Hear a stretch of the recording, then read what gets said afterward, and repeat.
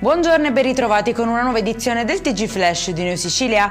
In apertura un articolato sistema basato su fatture emesse per operazioni inesistenti è al centro della maxi indagine della Guardia di Finanza che coinvolge 26 persone tra manager e imprenditori in Sicilia. Secondo gli inquirenti, il meccanismo avrebbe consentito di evadere il fisco e riciclare denaro illecito con un profitto stimato di circa 590.000 euro.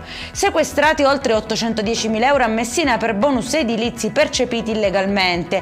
Gli indagati avrebbero dichiarato lavori mai eseguiti utilizzando anche dati catastali inesistenti e immobili non nella loro disponibilità. Coinvolti 2 indagati e una cooperativa.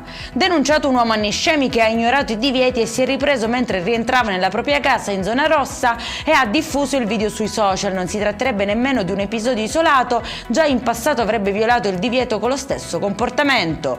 Arrestato un 32enne a Palermo dopo una rapina all'ufficio postale messa a segno con una finta bomba. L'uomo avrebbe infatti minacciato i dipendenti simulando un ordigno con display luminoso, riuscendo a sfuggire con oltre 60.000 euro. Nel tentativo di eludere i controlli si è anche tagliato i baffi per cambiare aspetto, ma è stato fermato poco dopo dalla polizia.